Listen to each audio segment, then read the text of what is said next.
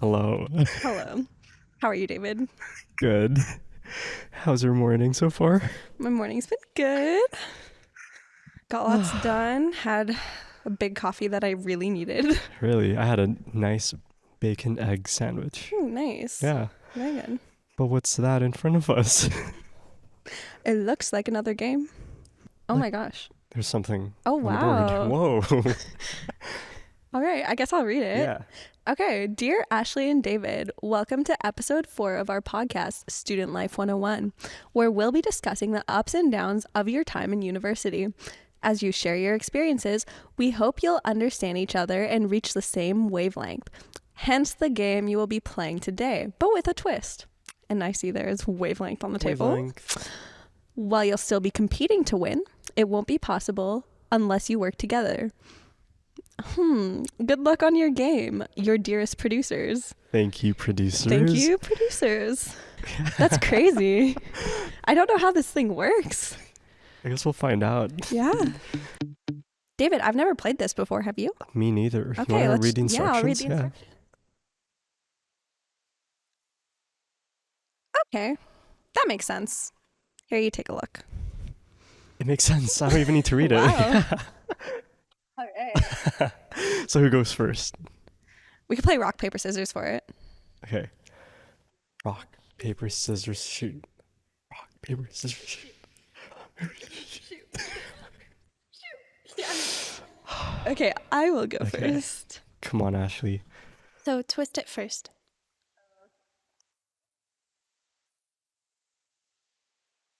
Don't look at it, David.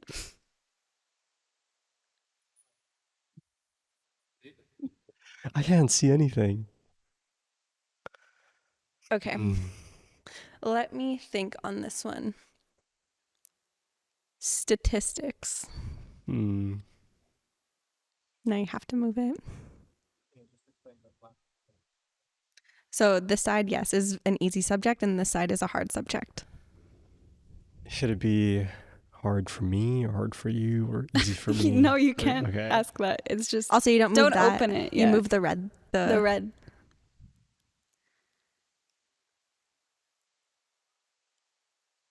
Okay, Okay. that's your Done. guess. Now you Yes. can open it. Can I see it? 4 points. That was really good. So Ashlee, you get the 4 points. Oh. I get the 4 points. Yeah, Do I get any points? you don't get a deduction. So it's good. It's good I see. for you. I see. I thought it's an easier subject for you, but harder for me, so it's kind of hard, you Mhm. know? I think we're on the same wavelength. I'm so excited. Have you ever felt burnt out? Oh, all the time. I have to say, I don't think burnout is something you can avoid in university. You're going to feel it at some point, regardless of whether you want to or not. Yeah, but it's definitely something you can reduce the You can- frequency of. Yeah, you can reduce the frequency of. You can also just like deal with the symptoms of burnout. Mhm. You know, it's like once you're there, it's really hard to get out of sometimes, just because you kind of feel like you have no energy to do anything. Like for me, I know I'm burnt out when I'm super sleepy and I just like am craving sleep all the time. It's kind of like, it's very similar to the symptoms of depression, I think, and I Really? lose motivation for weeks on end. So, what do you think are ways to prevent those things from happening? So, for example, lack of sleep, maybe Yes. prioritizing what's important, sticking to a schedule,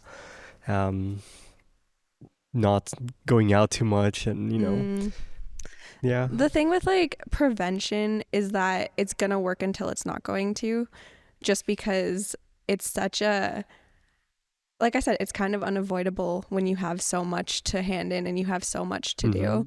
So I don't really like talking about it in terms of prevention. I kind of like talking about Okay. it in terms of coping with it. Interesting. Yeah. Which, I mean, we can talk about it in a little We bit. could. All right. Next one. My turn.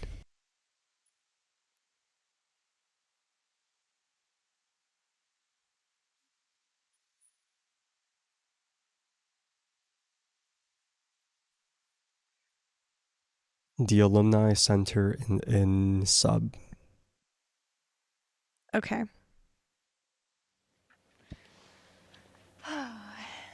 The Alumni Center. I'm going to put it about there. And then I check it now. Mm-hmm. Okay. Okay, I Nice. give you 2 points. Yes. So, David, you got 2 points. Yay. Yay. I should have gone a little bit further. Okay. Okay, perfect. All right. And then I think you have a question. Yeah, what's my question? Have you ever felt like an imposter among your peers? An imposter always and every single time. So I think even up to my like third year in university, I just felt like I never belonged. I wasn't supposed to be here. But in my mind, I tried convincing myself, wait, it's already been 3 years of me being a student. I should be here. I should be in this class, struggling and learning all of these new things. But I think over time and the more I get confident in myself, imposter syndrome slowly disappears. But even with starting a new job, meeting new people, just being in a new place, I'm always going to feel that way. What does it feel like to like feel like you're an imposter? Or like if It you can feels explain like you're that. not capable, I think. Capable of doing what you're meant to do and underestimating your ability to do that. So how do you think you grew your confidence to like get to where you are then? Honestly, I think by just not caring. Like, being okay, whatever happens, happens. I don't think I want to spend more energy worrying about what's there to come. If I'm not meant to be here, I wouldn't be here in the first place. That's true. Mm-hmm. All right. Your turn.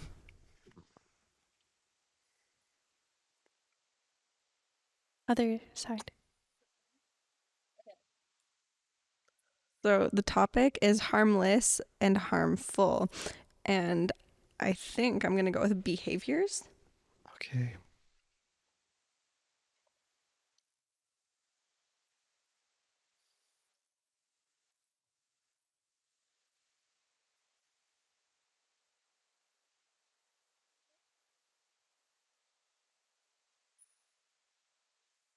Okay, let me think on this one.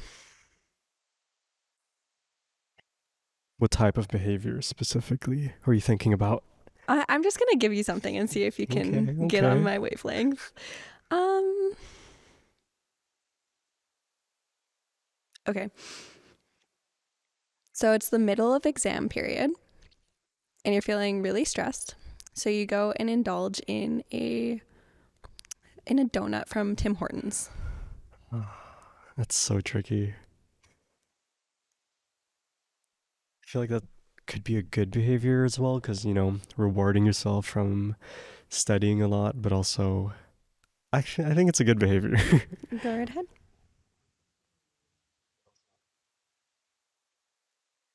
Make sure you read the sides so you know which one's where. I don't know if I saw where you put it.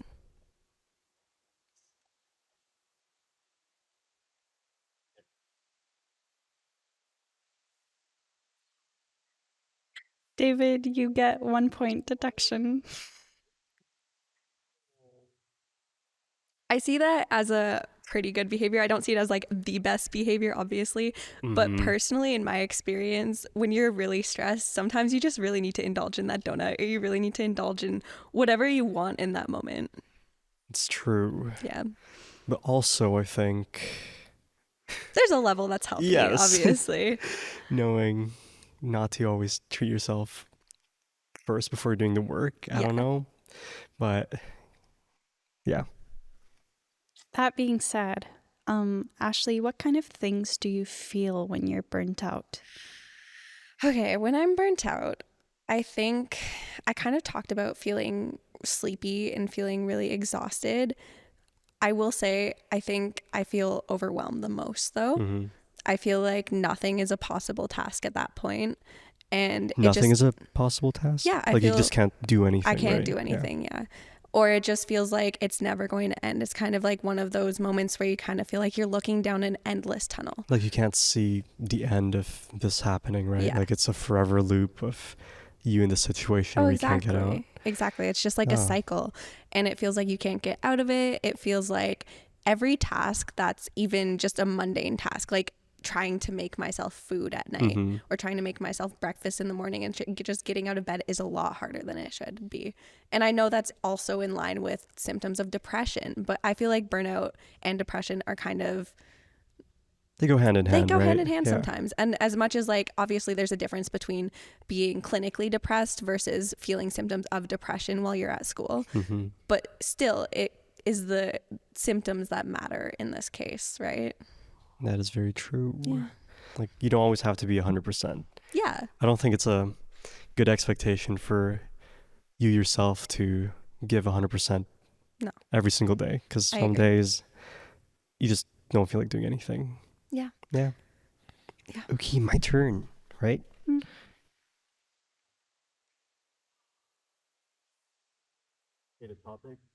The topic is snack and meal. So snack on the side, meal on that side. Okay. It's interesting. This is going to be hard because sometimes I just eat snacks as meals. Hmm.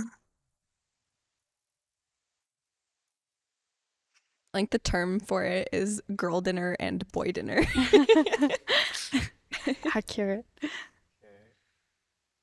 Okay, mac and cheese. Okay.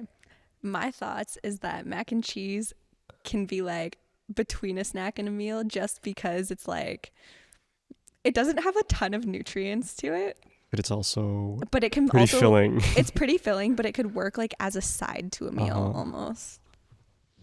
So I'm gonna go like, I feel like it's almost a meal. Hmm. Like maybe like slightly off. Okay. I'm gonna put it there. I'm so sorry.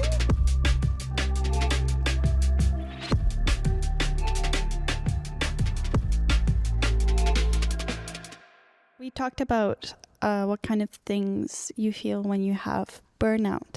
Well, what kind of things do you feel when you have imposter syndrome? How do you feel in situations like that? So when I feel like I have imposter syndrome, I just can't stop thinking about myself and like how I'm acting, how I'm behaving, how I appear to others. And I feel, anxious, self-conscious, and not confident when I do feel like I have this imposter syndrome. And that's mainly, I guess, it's due to, lack of confidence of me not believing in myself. But yeah, that's how I feel. I think that's a really good way to describe it. I'd say, yeah, just thinking about your own space and Mhm. like the people around you and what they're thinking and focusing so heavily on that, right? I mean, I don't even fully understand why I have this, feeling to begin with. Like Yeah. I'm still discovering that and understanding why I feel like I don't belong. But over time, I do notice I'm starting to care less, and yeah, it's slowly disappearing. All right, it is my turn to ask. Mm-hmm. Well, ask a question.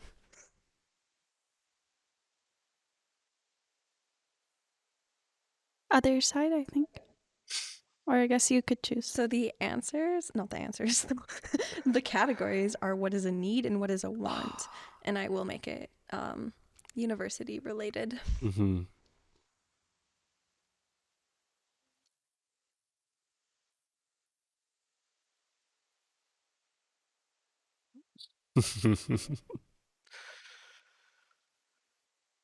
Okay, I have one.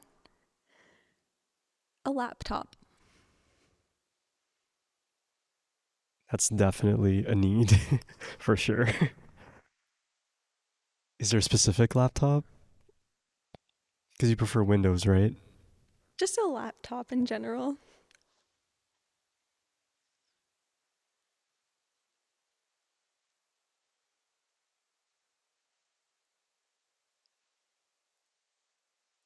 I'm putting it there because you can also, work on a tablet, so it's maybe not so much of a necessity, but we'll see.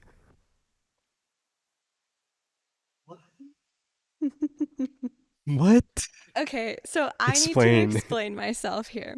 The reason that I say a laptop is like between a need and a want is I couldn't think of anything else that's like not just a want. Um, I will say if you do not have a laptop, there are laptops you can work on at the university. There are always a computer at the university that you could come to. So a Hmm. laptop, in a sense, is a want and a need because it's something that's obviously a requirement, but you don't necessarily have to invest in it if you don't have the Okay, money to do it. that's fair. But that's like a But really complicated thought process. I see. I was thinking what Ashley was thinking. Like, I would okay. have also said a laptop because I feel like you can get away without it for the most part if you have another source of like Hmm. computer access. The thing is, there was a time where my laptop wasn't working the best, so I was using the, you know, computers at the library. And obviously, it is inconvenient. Yes, that's why I needed a new one. So, okay, that's fair though. Okay. Okay. Question? Yeah. Ashley, do you have any habits that you do to try and prevent burnout? I will say, when it comes to burnout, I can usually start to feel it early on. Like, I'll usually start to feel like my energy starting to deplete just physically during the day. And when I'm starting to feel that, I try to plan time for myself so that I'm not spending so much time doing things that Hmm. are absolutely draining. I also make sure that I do lots of meditation and I stay active. I think being active is one of the biggest things for me just because burnout often is more mental regardless of if you're just starting to feel the symptoms Hmm. physically. It's because you're mentally draining yourself regardless, like not regardless, whether you're doing schoolwork or you're going to work or whatever you're Uh-huh. doing. A lot of the time it is just like mentally draining, and I start to get like this head fog almost that I can't get out of. Is there a And time like in the school year where you know you're gonna get burnt oh, out? absolutely. It's always when midterms come and when Yep. exams come, Hmm. or when I have assignments due, and I know that there's several due within a small period of time because I know that as a person, I'm going to procrastinate, I want to say, to an extent. There's going to be a period of time where I'm going to be crunching at least a little bit, and it's during that time that I always get burnt out. Hmm. I feel like it's more common, at least for me, fall term around December, November, end of November and December, because that's when the days are getting shorter. That's when Yeah. all your assignments are due and your final exams are, catching up. I think actually in Edmonton, that's a really good point to talk about is that during the winter, like once December hits, all the way through to like February, Hmm. the days are so short.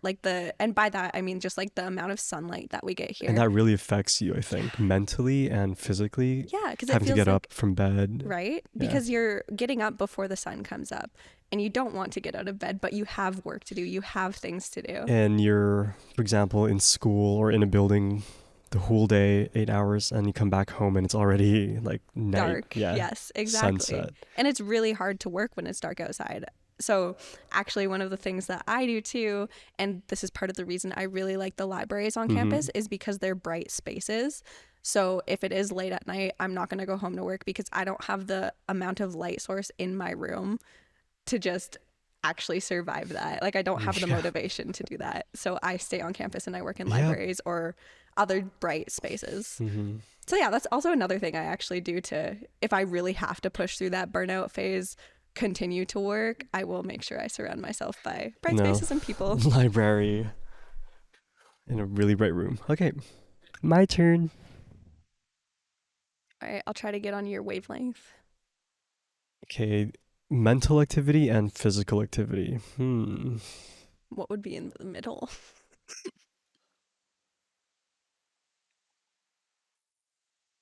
Keeping my eyes closed.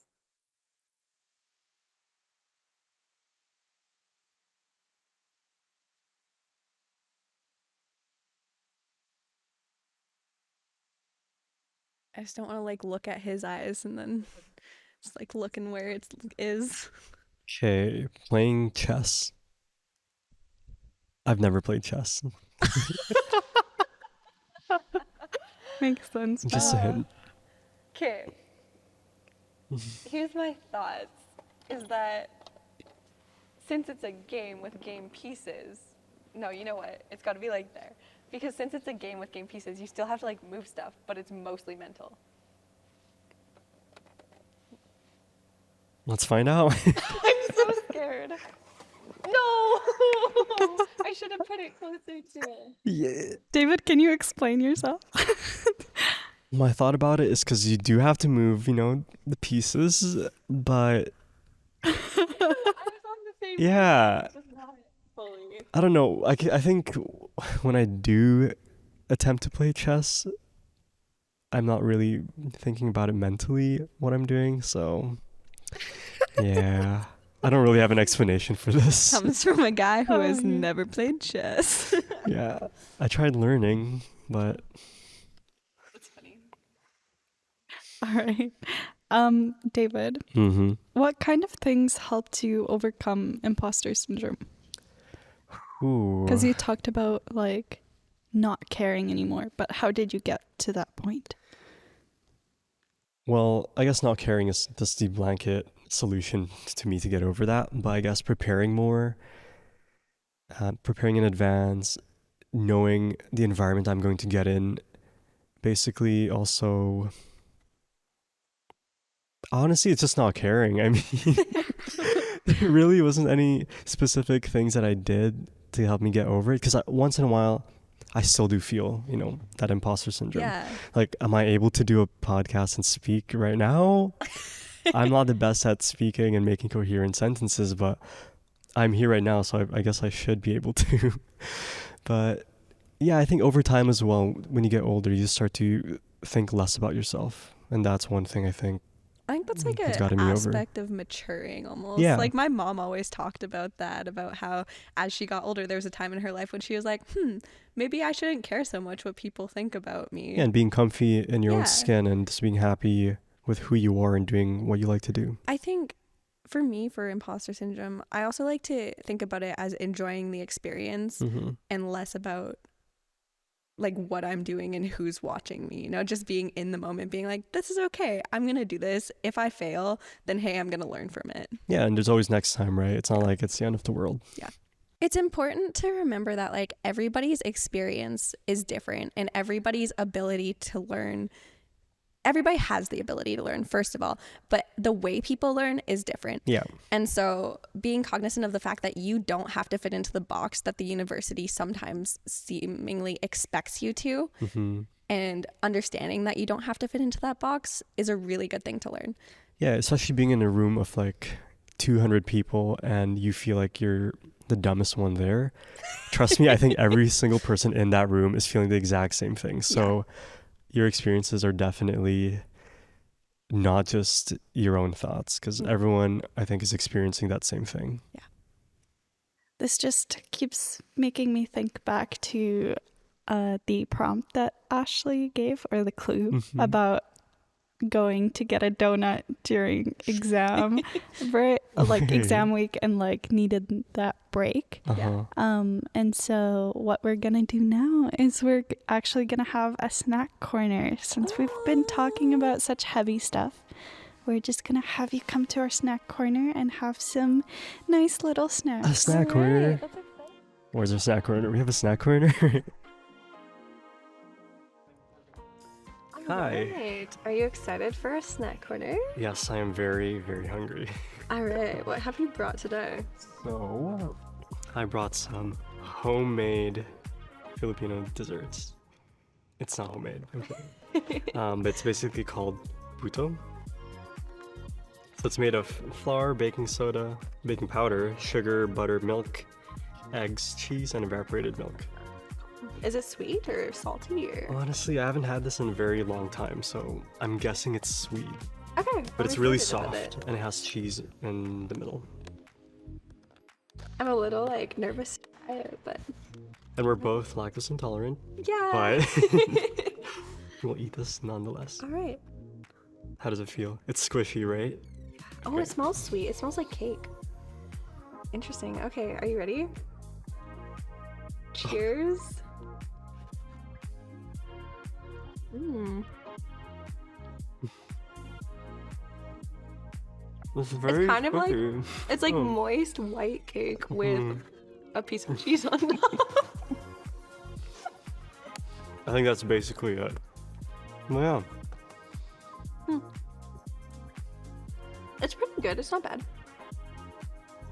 One of the snacks that I will study with, it's a little bit less simple though, so it's like if I need something a little bit more substantial, I will get some peanut butter and some bananas, which I'm actually going to use the less black ones. The less beaten up ones. David, I'll give you the one that is least beaten up so you can try it properly. But I have some spoons here for the peanut butter. And I'll give you one of these. I think, yeah, this one's yours.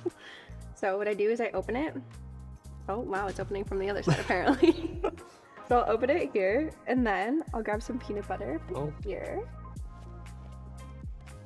And crunchy peanut butter is really good on it because it gives you a little bit more texture. Is that crunchy peanut butter? It is, in fact. I don't usually buy crunchy peanut butter just in general, but it's definitely the best for this type of snack. And sometimes I will admit I'll add chocolate chips to this if I'm really feeling like I need something sweet to add, but I'll like add it to it. Just put it on top and kind of spread it across. And it's a very, I don't know, if you've ever had a peanut butter and banana sandwich, this doesn't seem that weird. But anyways, it's a really nice, good snack. Nom nom. I just like the bitterness of it with like a peanuts with banana. It just fits so well. But yeah, Plus, I will it's pretty say, healthy. yeah, it's a relatively healthy snack, and it's got healthy fats, healthy proteins. Yeah. Also, I made this as a kid all the time, so it's kind of nostalgic. Okay, let me try.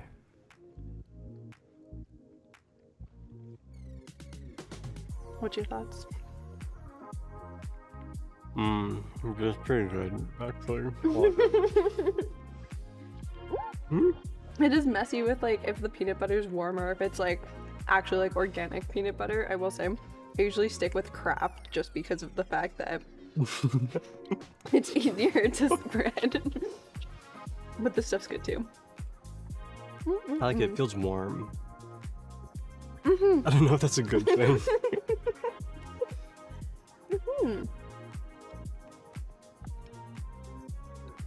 So, would you recommend this to someone with a peanut? No. So, I will say, I'm cognizant about where I take it. I won't like take it to school with me. This is more of an at-home snack a lot of the time. And it's usually not so messy. That being said, it's really tasty. So I think in the winter, I'm more often drawn to sweets and baked goods. I wouldn't say that I have a preference for like warm or cold food. I'm kind of neutral and in between, but I'll probably lean towards warm food more often. Okay. It's I can't take spicy food, so. But I will lean towards any food. all right. I think that's our snack corner. Yeah, So. let's get back to the podcast. go.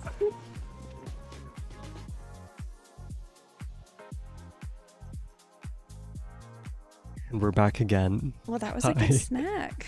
Very yummy. I'm very full. Yeah. Wink, wink. David, your turn, actually. My turn. Yeah. Okay. Just kidding, not mine.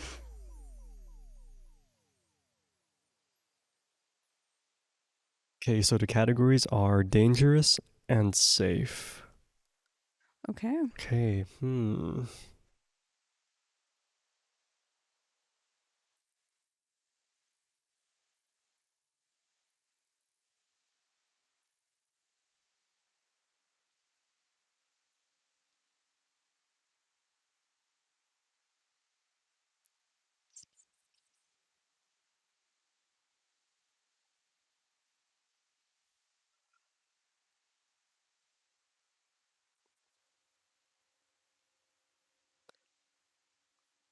This is pretty tricky. I'm not gonna lie. Hmm.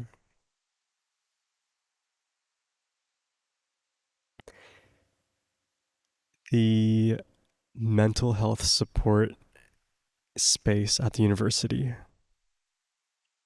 Oh. Well, I'd say like they're pretty safe. Oh, I moved It this. moved, It was yeah. like here. 3 points. Yay! Yay, you get 3 points, David.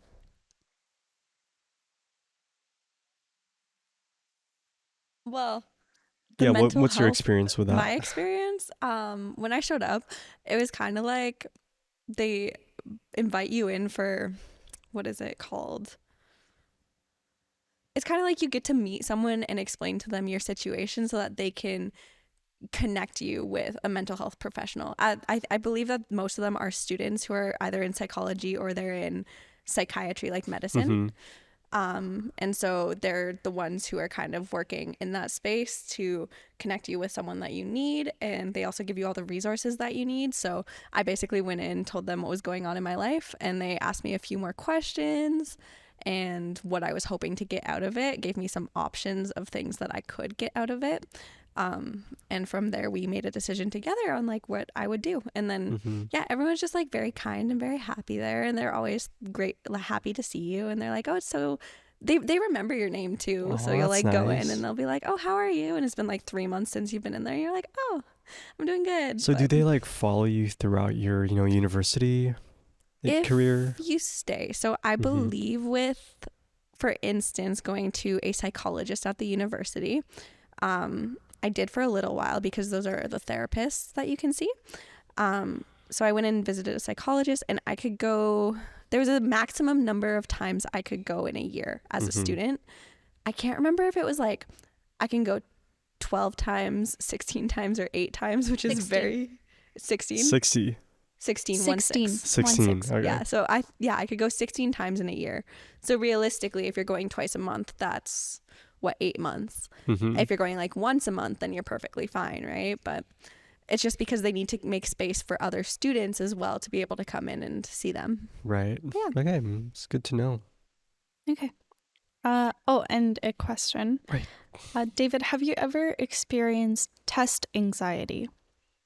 All the time, like my hands get super sweaty to the point where my exam paper would be drenched and I can't even write Oh my my God. stuff, my answers on it. It's just so embarrassing. That's why I prefer like a really cold room, because then at least that doesn't happen. But most of the times when I do experience, test anxieties, because I haven't prepared and I haven't studied for it, which again is most of the times, but I feel like that's a cycle that I do need to break out of. Haven't really got into perfecting that. And now that I'm not in university, I don't know when I'll be able to get the opportunity to, overcome Yeah. that bad habit. Hmm. But yeah, I definitely have experienced it. And even online, like doing an online test versus a physical one may be a bit easier because you're not in a room full of other people, but that anxiety and stress is still there for me. Is the anxiety for failure, is that like what it kind of stems from? Yeah, failing myself, like my own like if I'm not able to meet my own expectations and standards, I think that's way worse and way heavy for me, as opposed to how other people would see me. Yeah, that's fair. Yeah. Personally, as a resident nerd, I sometimes like to reframe the anxiety or like the nervousness as excitement, because they kind of have very similar body reactions. I tried doing that too. But I guess then, it's like if you're unprepared, you yeah, can't I'm really not excited convince about that. yourself that you are excited to fail. So my categories are ineffective and effective. Ooh.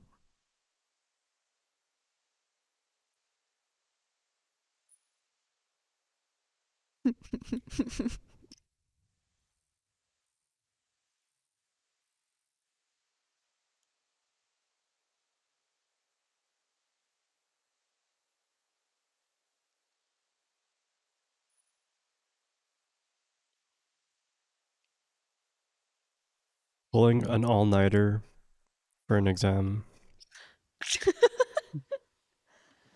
Okay, well, that's very clearly ineffective.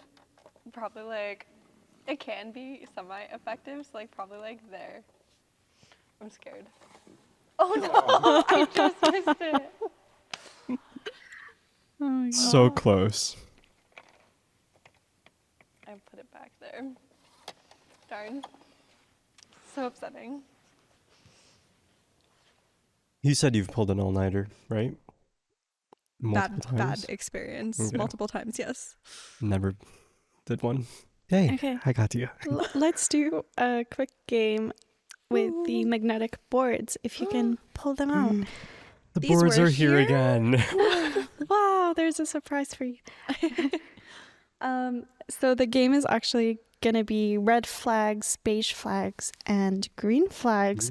And I'm going to give you a word or a topic, and then you have to decide what flag it qualifies as. Red, beige, or green. Consistently going to sleep around midnight.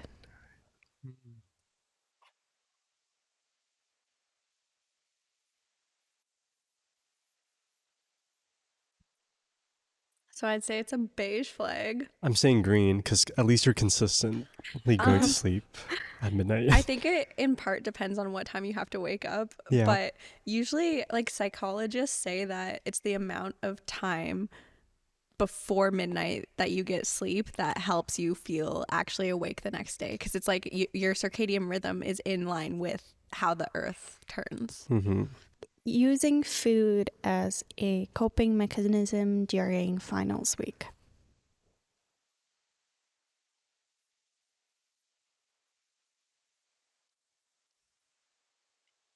What did you put? I put beige. I'm saying red because I don't know. I feel like it can lead to more dangerous habits down the road once you're out of that, like, you said exam phase, right? Yeah. Exam phase. Plus, I'm not much of a food person to begin with. Interesting. I will say I'm a major food eater during like my stress periods, and I think that to an extent it's okay. Like I've had periods where I've gone through like that binge restrict cycle, and that's really bad. But just dealing by eating food sometimes is a really quick fix. It gives you that dopamine that you need at times, and understanding that everything in moderation is okay. Yep, and obviously eating healthy is Yeah. the Like, ideal thing to do. Exactly. Like when you're doing it to the extent that you're feeling sick, obviously that's a red flag. But as soon as if you're just like having a quick snack just because you kind of need that little boost in the middle of your studies, I don't see that as an issue, you know? How about skipping a shower and brushing your teeth to get more sleep?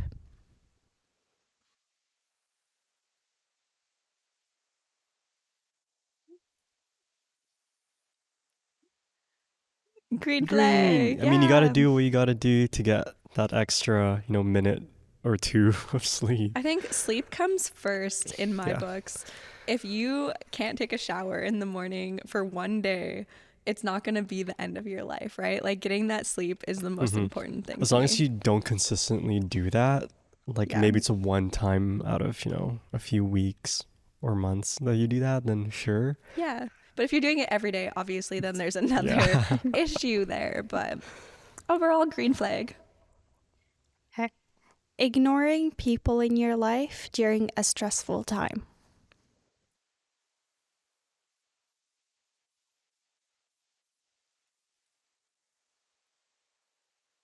Oh. Okay. I put beige because sometimes you do need to, isolate and get yourself away from people for that alone time for you to rejuvenate and find yourself.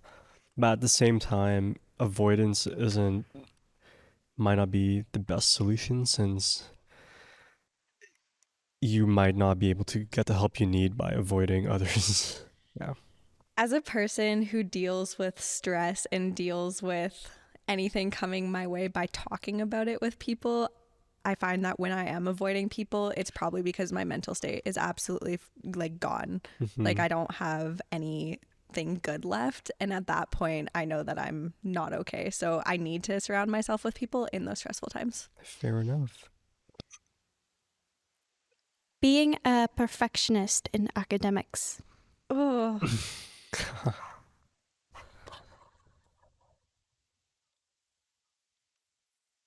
beige flag. Red flag for me. What? Okay, I am a perfectionist, so I have to see it as a beige flag. So I guess I'll start with this one. It's a beige flag because obviously being a perfectionist means you're going to work hard and you're going to do what you need to get a good grade. But also, it means that you might not be able to start your work because you're always waiting for that perfect moment, right? Well, I guess Perfect thing to. for me, it's do. not necessarily waiting for that perfect moment, but it's being afraid of failure that stops me. And that's part of being a perfectionist as well. And that's where the beigeness comes in because it's a little bit more red than green. But, you know, it's a positive and a negative as usual. Fair enough. Telling yourself positive statements in the mirror every morning. Every morning.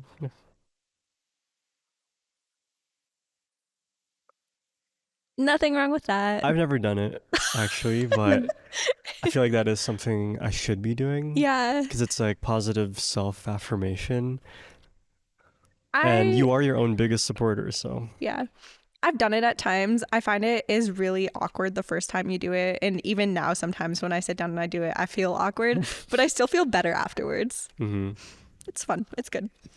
I think when I heard people say that, you know, you should treat yourself the way you treat your best friend, it's so meaningful because I feel like most of the time we're our own worst critics. Yeah. Right? You hear that quote a lot. And it's so sad because it's like you should, you know, take care of yourself and love yourself. Disassociate and, and see yourself as another person. Yeah. It's so true. Oh, we are done. We are done. Good game, David.